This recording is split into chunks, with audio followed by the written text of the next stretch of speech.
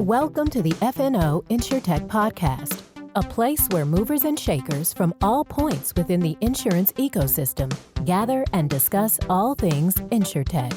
We talk about how technology and innovation are affecting and driving change in the industry. Here are your hosts, Lee Boyd and Rob Beller. Hey, podcast world, welcome to another edition of your favorite podcast, I'm sure, of course, FNO InsureTech. Yes. Yay. We're back for another episode to enthrall you while you work out, walk, run, sleep. Am I forgetting anything? No, I think that's right. I often tell people the best time to listen is when you can't sleep. Listen to the podcast. It might put you to sleep. Which is no knock on our guests, who are all very interesting. Yes, it's strictly on us. It's strictly a knock on us that we will put you to sleep. But isn't it interesting how so many of our podcasts are really insightful? I've had more people who have said, hey, I listened to the podcast and I really enjoyed listening to so-and-so. They really helped me in a problem I was dealing with, or they helped take me to the next level, or made me think bigger. Isn't that interesting? Yeah. Well, like with any interview podcast, okay, let's be fully transparent here. Yeah. You look at the guest and you say, oh, that one interests me. I'll listen to this one. Right. Or that one, not so much. I won't listen. Right. Yeah. I do that every day when I'm thinking what podcast I'm going to listen to. Right. And so Subject or guest. The thing that hits you most closely is the one that you tend to listen to. Right. Right. And so, in fact, this is funny that you bring this up, Lee. Well, I'm hysterically a funny guy. I'm a funny guy. We all say that about you. I often get laughed at. Usually only when you're not in the room. That is correct. I believe that. Today we have an episode that is particularly interesting because we have on a guest that we had on over 4 years ago. Yeah. Now, when you think about what was different 4 years ago than today? Everything. So much. I was in an office 4 years ago. I'm not in an office today. There you go. There was, people would walk around and not even wonder about, am I going to catch something that could kill me? The word COVID, nobody even knew the word COVID. Pandemic was not in our vocabulary. Right. It was in the history section. Like you said, work from home. On and on and on. DoorDash. Oh, yeah. All different. So we're now old enough where we can have on guests who we've had on long ago and get a really interesting perspective of time. And that's the case today with our guest, Sean Harper, co-founder and CEO, still CEO at Kin. Yeah, we're blessed to have Sean on today. He is a exciting guy. He is a founder. He's a tech guy in the insurance space. We like to think that he's a insurance guy now. And he's going to come on and he's going to talk about what's changed in the past 4 years, but really what Kin has been up to all along, how their model has progressed, and the good, bad, the ugly. He's going to come on and talk about it. Yeah, he's a tech guy. Yeah. Found his way into insurance, but I don't care what Sean says. Now we're going to call him an insurance guy. He's an insurance guy. He's an insurance guy. And they've had quite a journey. And they've come along on the path that many have tried to walk. And yes. that's to be a D2C insurance play, property insurance. Many started that way. Many have pivoted, but not Kin. They've found success there. And so lots to talk about, lots to unpack. And I'm sure you will enjoy listening to this as much as we enjoyed making it. Do you think that's true? Do you think that they'll enjoy it? I enjoyed this one. I enjoyed listening to this one. But I do. I think our listeners are going to enjoy it. But I really enjoyed it. Okay. Well, if you're still here, don't hang up now. Here's our interview, the second time, with our friend and CEO of Kin, Sean Harper. Hey, everybody, we're here with our guest, a repeater. That's right. He's been here before. It was like 4 years ago, Sean. Wow. 4 years ago. Welcome back. Thank you. Seems like forever ago, like a lifetime ago, but also like yesterday. Yeah, we feel much the same way. In fact, we were saying before we started with you today that we're like in our 5th year of doing this podcast, which is like, how did that happen? So as we know, insurance years and regular years are not the same thing. And that's kind of what we wanted to talk with you about. First of all, let me introduce you. We're here with Sean Harper, co-founder and CEO of Kin. Welcome back. Thank you. Thanks for having me back. It's a pleasure. You're in Chicago. You have a T-shirt on. It must be a nice day in Chicago. Spring day. Yeah, it's pretty good. It's like 45 degrees out, so it's nice and warm. Oh, it's a nice Chicago day. Yeah, That's one thing I learned about Chicago people is that when it's 45, they could be in short sleeves. You got it. That's absolutely right. Before we kind of jump into catching up over the past several years, let's kind of level set on what Kin is today, and maybe we can do some comparing and contrasting as we go. So I'll let you do that. Yeah. So Kin now has been in business for 6.5 years, and we do homeowners insurance. We're a tech company, and we make use of the technology we've developed by providing homeowners insurance directly to consumers. So, homeowners insurance obviously has been around for a long time. It's a huge industry. It grew from about 100 billion market when we started to over 130 billion now. Wow. The two things that Kin does differently are, the first is a business model innovation. And that is that we go direct to the consumer. So we're bypassing the traditional channel. That gives us some really big advantages in the longevity and durability of the customer relationship, as well as our ability to select risk and get exactly the right customers we want. It also saves us a lot of money because the channel actually is the largest cost structure aside from claims for most insurance companies. So that's the business model innovation. And then the tech innovation is we are the best at programmatically understanding the physical properties of a building and figuring out which buildings are going to be more likely to sustain damage when exposed to a particular type of weather. That's really important for homeowners. One of the things that makes homeowners really difficult is the homes themselves are so idiosyncratic. Like you and I could be next door neighbors, get hit by the same weather, have a completely different outcome. It's because our houses are built totally differently. Mm-hmm. Right. So that's what we're up to. It's working pretty well. We have really positive customer reviews. Great. High customer retention rate that, on a dollars basis is above 100%, well above 100%. Congratulations. That's a testimony right there. Yeah. So people are sticking with us. They're largely happy with what we're doing. And we're still growing fast. We did approximately $230 million of premiums last year. We expect that we'll grow about 60% this year. Yeah. And you did it in a relatively small PIF footprint, right?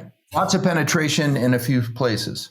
That's exactly right. So, as a direct-to-consumer business, it actually really benefits us to focus our efforts on a smaller, because one of the weird things about insurance is each state can be very different from the next state over, right? The housing stock is different. The laws are different. The customer preferences are different. The weather they are exposed to is different. Demographics. Yeah, absolutely. And so we've always really wanted to just, let's do one state. Let's go really deep on it. Then we'll go to the next state. Then we'll go to the next state. It helps us on the marketing side because we get more brand recognition and more referrals the longer we're there and the larger our installed base is. It also helps us a lot on the price and underwriting side because we have a lot more data. Because the data from one state isn't necessarily applicable to another state. So we really end up doing a lot of our analysis on a state-by-state basis. So yeah, for a long time, we were only in one state, now we're in 5. And we're That's launching great. them sort of like, steady as she goes, very systematically, pretty slowly, just launching, one state and then another and then another. Yeah, you give us a lot to unpack there. Most historically, underwriting would say you can't do that, right? You wouldn't put all of your eggs in one basket, all your policies in one state. But the way that you do that is how? Yeah. So first, you really need to make sure that you're doing that state really, really well. And then, effectively we're outsourcing the diversification part of, the value chain. We're paying reinsurers to do that for us. And so we have now 60 reinsurance counterparties approximately. Oh my. 40 in the traditional market. And then we've actually issued 2 catastrophe bonds, one this year and one last year. Right. We have another roughly 20 counterparties between those 2 bonds. And so those... Is that normal? I mean, is that pretty normal for the industry? I think it's high. Okay. But not totally abnormal. Okay. It's certainly, we certainly don't trade with every reinsurer. But 60 is a pretty good segment to the market. Sure. Yeah. And that's because, the risk that we have is concentrated, right? So you either spread that out on our own balance sheet, which we're not able to do because we're not that well diversified, or we spread it across a lot of counterparties. Right.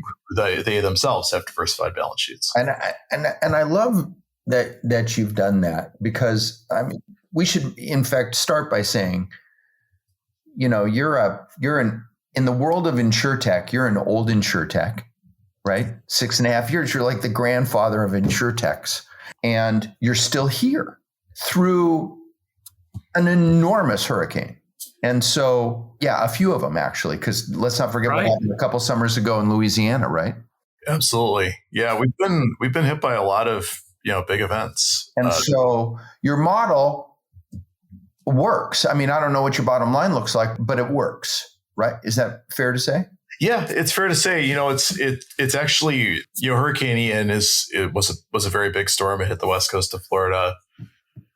In a lot of ways, it was very positive for us because it allowed us to show off some of the cool technology that we had built for the claims situation, which we had never really had a good test of before. And then the other was for sort of like an investor perspective. We have outside VCs. This is not a cheap business to build. The big question we always got was, well, hey, what about when the big one hits? And we had answers, right? We're like, we have reinsurance and our portfolio is diversified and we have all this really good claims technology, but it's all kind of theoretical. And now we actually got hit by one. And it's like, oh, look, we're still here. Yeah. And actually, after all the reinsurance and our, sort of claims, that our ability to outperform on the claims side, after everything is said and done, we're actually in a good position on a relative basis compared to our competition. And we sort of took a leap forward during that. So it's just a much easier answer, right? Versus trying to explain a theoretical thing to an investor to say, oh, no, this happened last year. It was fine. It was an operational event. We had to work hard, to satisfy the customers, but it wasn't like, the kind of thing that would cause us to go out of business or anything. And you've done it while holding on to one of the original ideas of, InsureTech 1.0, if you will. I think you're that old. I think we can call you a 1.0 company, is that you're going to go direct to consumer. Yes. That was the idea. That was where this massive disruption was going to come from, right? Was that we're skipping the agent and going straight to the consumer. So, but you've been able to figure that out. We have. Yeah. I still think that's the biggest opportunity in the space. Mm-hmm. And I think if you're not playing for that prize, you're not actually playing the right game. And the reason why is, if you sell through the tradition, if you're not innovating on the business model, right? If you're only innovating on the execution or the technology or the underwriting, the good case scenario for you is that you end up with an income statement that looks like those of the legacy competitors. That's the good case scenario. So, right, if I did my business and I was selling through agents, I was doing things sort of the traditional way, but with more tech, say, okay, cool. At the end of the day, if I succeed, I'll look like Travelers. Yeah. But that's not a foregone conclusion, because actually Travelers is pretty darn good at their business. They have a lot of data and they have a lot of capital. Mm-hmm. So if I succeed, then I end up with this 5% margin business. That's not good. Like that's not what anyone really wants to play for. For us, then we look at the distribution, right? If you look at the insurance distributors, an Aon or a Marsh or Brown & Brown or whoever, that's actually a much higher margin business, right? Those are actually 50% margin businesses almost, 40% EBITDA margins. And so if you're not playing for that prize, I actually think it's hard to paint the picture of like building a business that has really high margins, a sustainable advantage. So yeah, I was always like, I understood why people were doing it, pivoting away from direct to consumer. You saw Hippo do it. You saw Root do it. Most companies are pivoting, you feel like. It's expedient, right? Because if you sell through the traditional channel, the existing channel, especially if you're willing to underprice, right, you can get a lot of business really quickly. Right. And, we definitely had a lot of folks look at us and say, well, wait, why aren't you growing as fast as those other guys? So, well, I might be wrong, but I think that's kind of like a hot money way to go. Mm-hmm. And the second that they have to price at an actuarially sound level or whatever, maybe those customers aren't there anymore because they don't actually own the customer. The agent owns the customer. Right. And, one thing that I just think is really true in this is if you look at the value chain, the distributors get paid the most. Mm-hmm. And the reason why they get paid the most is because they're in control of the scarcest asset. And the scarcest asset is the customer. Right. Yeah. Right. So listening to all this, it kind of makes me think about how InsureTechs have changed from, say, 2016, 2019 to today, and how it was really looked at maybe 2016, 2019, sell policies, get them out there. And today it's more about, making a profit and putting money on the bottom line. Is that something you agree? Is that just what I'm seeing, or is that really what's going on? Because to you, it looks like you were always about, let's make sure we insure the right asset and it'll pay off in the long run. Am I thinking about that right? Yeah, I think there's two things going on. So the first is, are you truthfully, honestly pricing at a positive margin level, right? And you saw a lot of folks who weren't, right? Okay. And sometimes that was intentional, right? It's not crazy to think that maybe you'll just underprice as a means of growing, right? Completely rationally, because the price elasticity on the renewal might be lower than on the new business. But I think a lot of people were actually doing it by mistake. Mm-hmm. Or maybe they knew internally that they were doing that, and to the external world, to the investors or whomever, they weren't being really honest about it. Mm-hmm. So I think that was part of it. Is folks were chasing growth at all costs, mm-hmm. and I actually think you see that disproportionately in the guys that went public earlier. Mm-hmm. And so, like the other night, I was having dinner with all these public market investors, and they're like, "Oh yeah, InsureTech, like whatever." It was like, well, guys, what you don't understand is you're seeing a subset of the companies. You're only seeing the subset that was so optimized for growing fast and nothing else that's what you saw. Yeah. That's what's there because they're the only ones that made it. The rest of us, aren't public because it took us a longer time because we were doing things in a more sustainable way. The other thing that happened was there were macro forces that got really complicated. And one is, I was actually just looking at Allstate's income statement just now. And in 2019, they made like $17 a share. And then in 2021, they lost money per share. In 2022, they're going to make like $1 per share.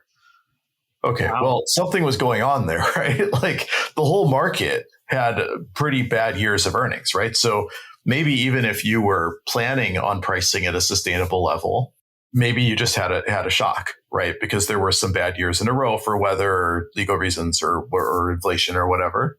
And I think the third thing that's going on is the sources of capital, right? Capital just became a lot more expensive. And that's true of equity capital and debt capital and also reinsurance capital. It's so much more expensive now that you actually don't have a choice, right? So we went from a world where the external capital providers were valuing growth at all costs to now they're valuing profitability at all costs. It's almost a 180-degree shift. Complete change. It must have given you a neck ache. It did, a little bit less than some others, right? Because we were not fully on the growth at all costs, right? But we were definitely actually asking ourselves, like, hey, are we being dumb here by being so, careful? Yeah.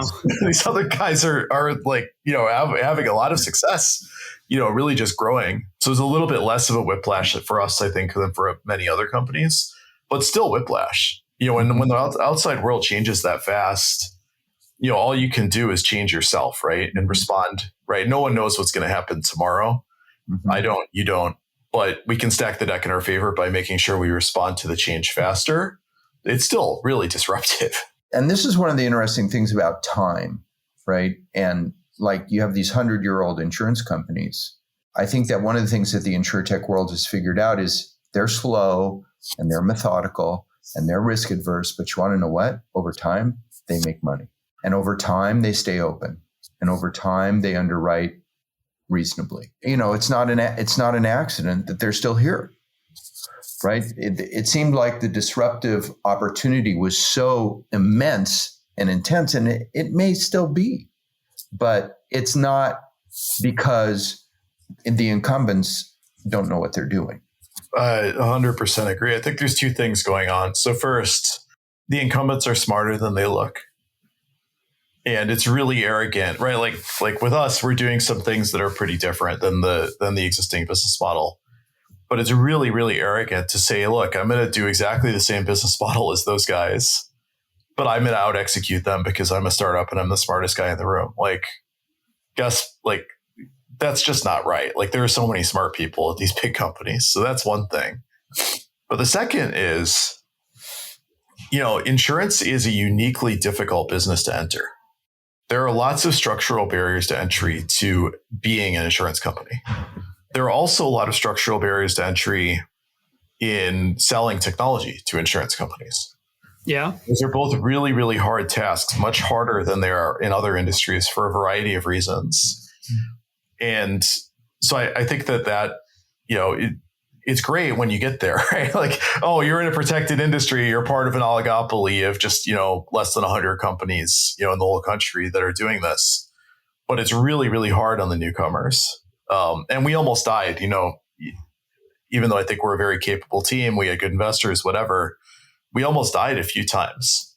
Yeah. And it wasn't because we didn't have the right tech. It wasn't because we didn't know what the customer wanted. It was because just getting over the hump of becoming an insurance company and dealing with the capital, dealing with the regulatory, all of that stuff is really, really, really hard. Mm-hmm. With that, Ken, even as recent as last month, announced another raise of capital in the Series D. And it seems like we've been hearing about Ken raising money for quite some time, where we don't hear that about a lot of other companies. A lot of other companies are struggling to raise funds. Why is it you're able to go out and raise funds when others are struggling to do that? Yeah. And just to clarify, that was an extension of a round that we had raised originally last spring. Okay.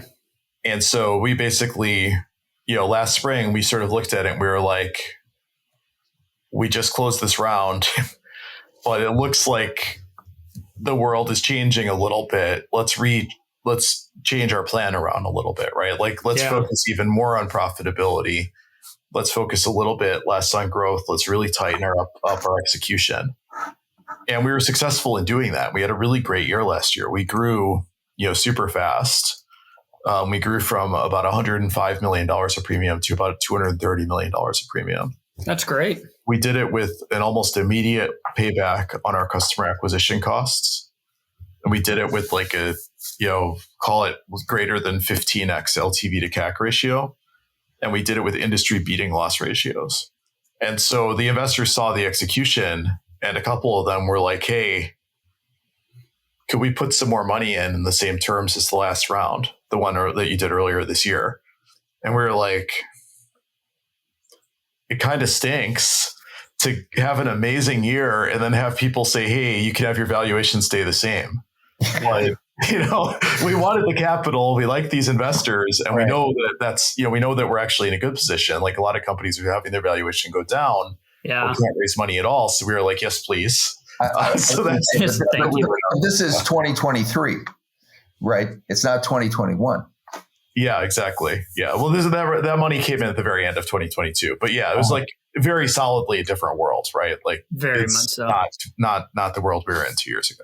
Whenever we interviewed you last time, it was 3 or 4 years ago, you introduced yourself as a technology company in the insurance market. Something like that. Basically, you're a tech company and you do insurance. Do you still look at yourself as a tech company working in the insurance market? 1,000%, yes. Really? Yeah. And why is that? Is it you put just so much focus into the technology to get the customers, underwrite them, do claims? Is that right? Well, I think you can have technology companies in any industry. Okay. Right. And we get into this thing. Like, so what I'll say is we're not a software company. We're not a pure software. We're developing a lot of software internally that we use. But people sort of got into this thing like, oh, there's three kinds of tech companies. There's semiconductor companies, there's software companies, and there's social networks. Yeah. Maybe there's e-commerce companies. Maybe. Well, no, actually, there are technology companies. There are technology companies that make jet engines. There are technology companies that make rocket ships. There are technology companies that make cars. We're a technology company and we make insurance. So I think you need to separate the two things, right? There's the domain that you're applying the tech to, and then there's this technology that you're doing. I think we're definitely in a world now where, there aren't that many opportunities to just like, oh, I'm making pure tech, right? Like there's not that big of an opportunity to make like the next database. So obviously people are doing that sort of work, but the real juice is on, really going after some of these, more nuts and bolts part of the economies, but doing it with a very high tech approach. And so that's really what we're doing, and this isn't new to insurance. Like if you go back, insurance companies were, very early adopters of some of the previous generations of technology. Yeah. They just didn't want to change their stack. Well, I think that's part of it. I think part of it is very difficult. I used to be a management consultant. I worked on a bunch of these big projects. And it's like, it is undoubtedly true that it's much harder to change the tech of something that's already working, right? It's much harder to re-platform than to just start over with a blank sheet of paper. Yeah. I also think that insurance uniquely has, I talked about this a little bit before, has really, really high barriers to entry. So you don't have a lot of newcomers. And actually, I think the group of newcomers that we had in that sort of like 2016 through 2020 time period, maybe that was a unique time period, right? Capital was really available. And there were a lot of people who had just come off of successes in other areas of fintech, right? Myself included. I had a payments business before that I sold. And they were looking at insurance. There was a lot of capital to do it. And most time periods, and even with that capital, it was super, super hard to get into this business, right? So I think part of it is like, if you're an incumbent company that's been around for 100 years, it's actually not your job to blow up your own business model. Why would you? Your business is great. People ask me like all the time, like, why is Allstate not going to do this? It's like, well, maybe they will. But like, if I were CEO of Allstate, I would just keep being Allstate because it's a great business. It's an amazing business, a $40 billion market cap. They're not going to blow up their own thing. You need the newcomers to come in and sort of force it. Right. Yeah. Insurance, you really do it. That. They'll do it because they're forced into it. More so, not entirely, but more so than out of it. The competitive response. This is how capitalism works, right? Like you need competition or else capitalism doesn't really work. So you've been out there 6.5 years. And like Lee just asked you, do you consider yourself a technology company? And you do. But you're a lot more of an insurance guy than you were 4 years ago when we had you on. Is that fair to say? Oh, man, I've learned so much and I love it. It's such an interesting domain. Isn't it an interesting business? Oh, it's amazing. Yeah. I learn the coolest things every day. And we've hired like some amazing people from the industry. And it's like, I geek out on this stuff so hard. It is so cool.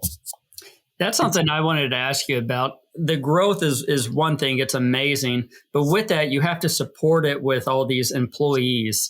And I imagine when you started this company, you thought, yeah, one day we're going to have employees, but we're going to do this insurance thing. It's going to be so cool. But then you didn't really think about it. I mean, what has happened over the past 4 or 5, 6 years? I imagine you've just grown at the employee level tremendously. We have. Yeah, absolutely. So we're about 500 employees now. Wow. Congratulations. Thank you. Yeah, it's cool. And we're, It takes a lot of people. It takes a lot of people. And I think people are happy to be here. I think it's a good place to work with really interesting problems. I know, obviously, we're growing. Now, we've reached this point of inflection where our headcount is growing a lot less quarter to quarter than our revenue is. And that's wonderful. That's a great thing. Technology, right? You want that. Right? Yeah, exactly. It wouldn't be a great business if that wasn't the case.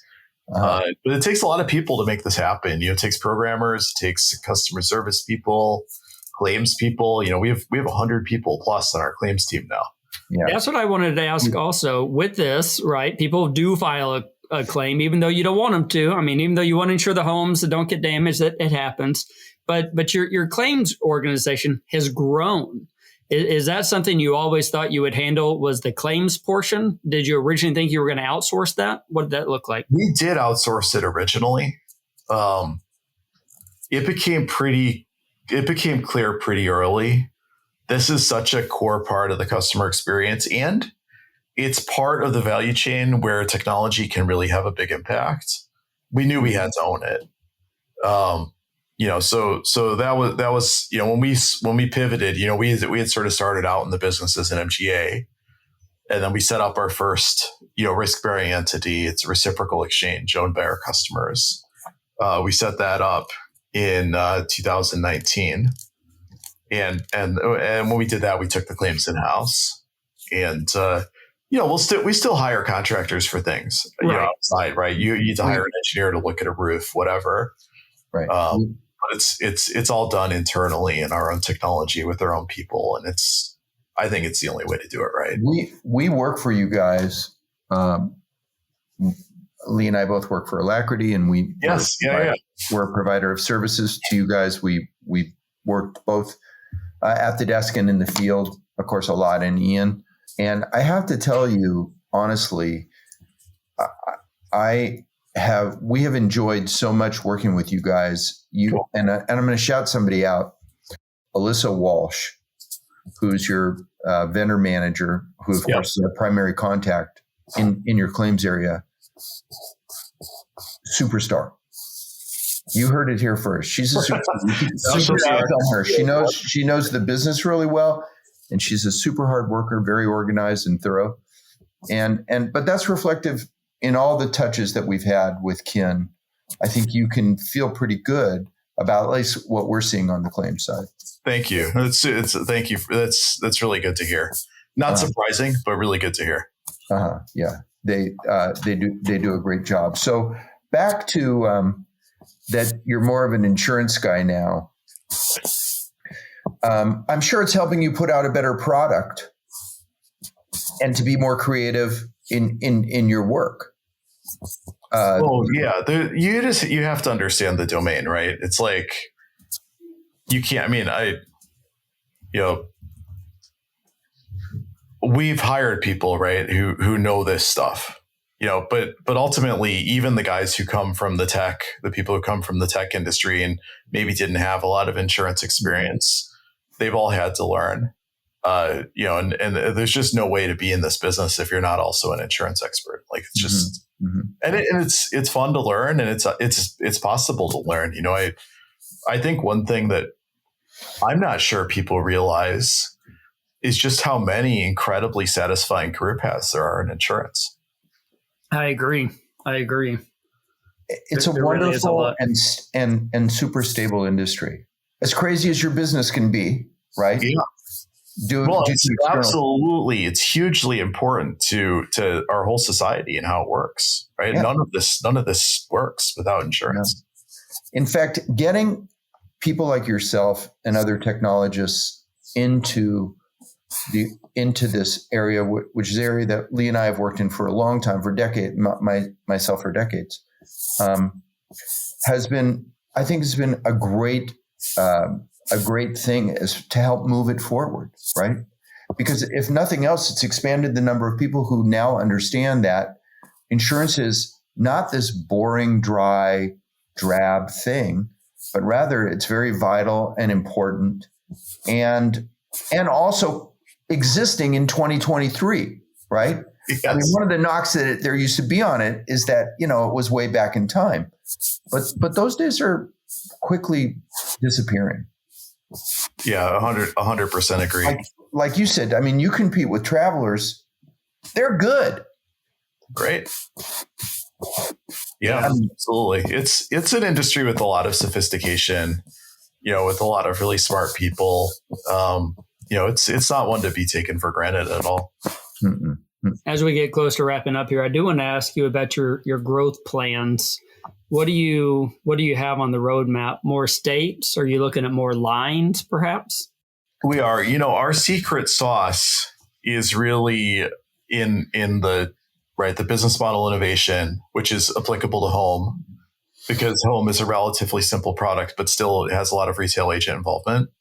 Yeah. And the tech that allows us to really understand the physical properties of the home. But we do plan to sell other stuff to our customers. Okay. They're your customers. Yeah. It only makes sense. Other financial products, other home related products, other insurance products. In all likelihood, we will manufacture most of those. Yeah. Just because we're so adamant about making it a good customer experience. So yeah, we're looking at a bunch of other stuff that we can sell our customers. At the same time, we're expanding very deliberately and cautiously into a handful of new geographies.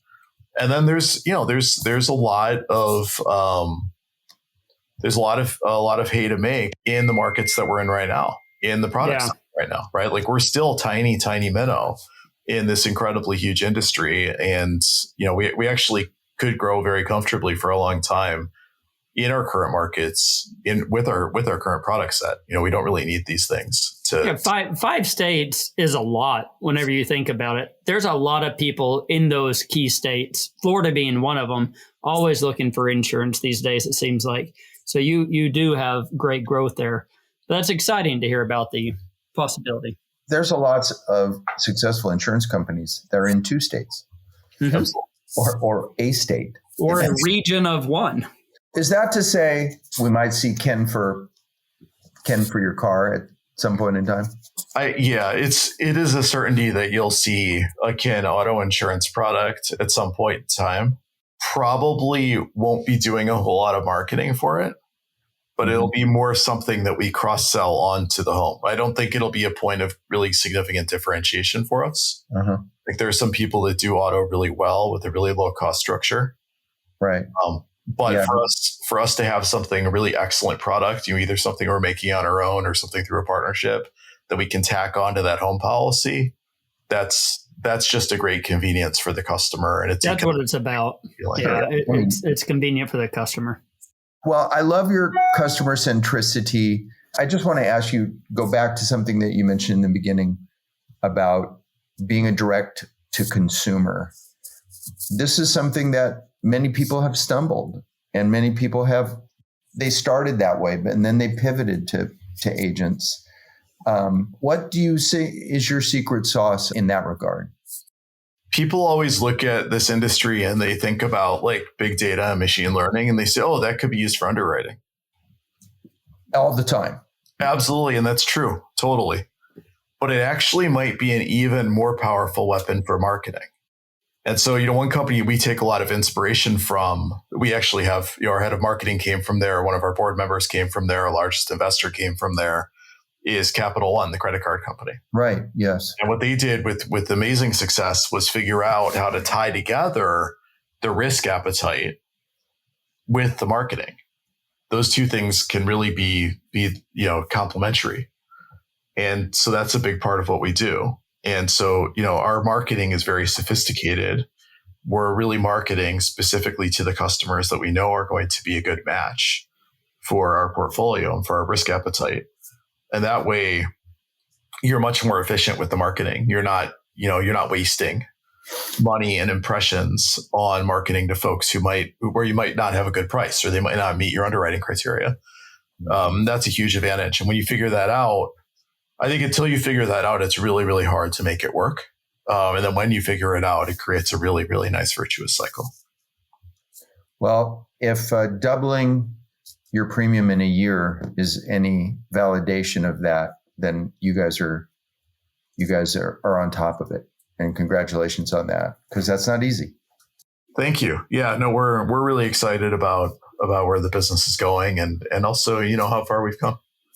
Unfortunately, we've chewed up all of our time today. It's been great to have you back. Great to hear. I mean, you're like, before we had the kid kin on, and now we have the grown-up kin. Teenager. We're the teenager kin now. We're not quite grown up. Okay. Growing up. Okay, good, because that means we have to have you back on when you're the adult kin. Very good. But I don't know that we're going to wait another 4 years this time. No. Cool. Well, I will look forward to the next time. This was fun. Thank you, guys. Thank you. Thanks for coming. Thank you so much, Sean. You know, Lee, it's cool that we're still doing this years later, and we can have on people who've been involved in something that's growing and changing and hear about all that. It was really neat. I agree. I went back and I listened to his podcast as you did. And it was several years ago, before COVID. You know, everyone's going. It was interesting to go back and listen to that and see how they've grown in the past 4 years. Right. How much the world has changed. And you know, we can do that with a lot of guests. We can do that with a lot of companies, because we've been fortunate enough to have some great people on over these 5 years or so that we've been doing this. Yeah. And it was a pleasure to have Sean back on and to hear about their success, whatever trouble. I mean, I loved that he even said, you know, we almost died a few times. Right. And of course, I mean, they're a startup, and this is just part of the program. But we thank Sean a lot for coming back, being with us, and all the people at Kin who helped make it happen. Thanks to our producers for what they do. And until next time. Goodbye, everybody.